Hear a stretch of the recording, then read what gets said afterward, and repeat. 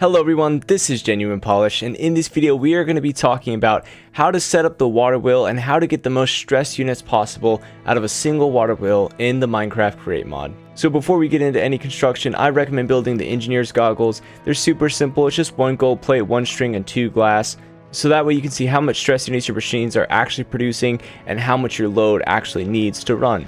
We're going to start with the best vertical design for the water wheels. This is preferred by a lot of people because it's really easy to daisy chain these together, and it's usually a little bit easier to daisy chain machines together when you have your gear orientated vertically to start off with. I'm going to be building a 2 wide water wheel. So first off, we're going to dig a 2 wide and 2 deep hole. Then we're going to use our temporary tiles to surround it in a square like this. Next, build up the side temporary tiles to 3 tall, and then build the back one 2 tall and add some permanent tiles that are going to contain your source blocks for the water wheels. Stand on the left side of the frame and place the water wheels facing away from the flow of water. Now go ahead and place your water buckets. The water wheels will immediately start spinning, starting from the back temporary tiles top to bottom. You can go ahead and destroy all the temporary tiles surrounding your water wheel. This will leave you with this freestanding water wheel, which is pretty cool to look at, but it's also really fragile.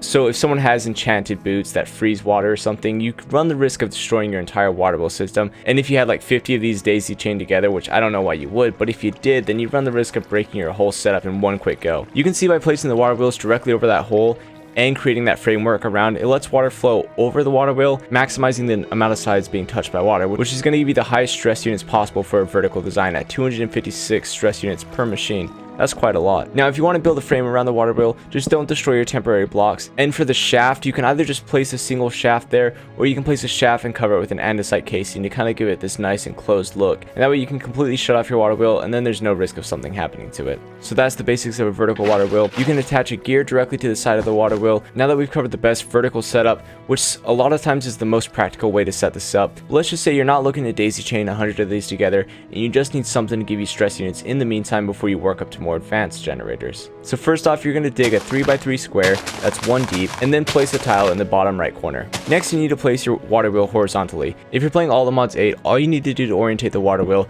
is look at the ground next to you, press K, and that'll lock the placement of the water wheel horizontally. Then you can place that in the center of the square we dug. Now pay attention to the direction that the blades of the water wheel are facing. You're going to want to place your water source block against the corner block in the direction where water will flow past those blades. This will cause the water to flow in a circular motion around the blades, giving your water wheel the maximum amount of contact possible. It's going to look like this when you have it set up, and it's going to generate 320 stress units. That's about 30% better than the vertical setup. Of course, if you have this on the surface, you're probably going to want to clean it up and make it look nicer. But the cool thing is that you can bury these as deep as you want and then have a shaft coming to the surface. Now, if you need to change the orientation of the gears that you have connected to your water wheels, the easiest way to do this is by using 2 large cog wheels.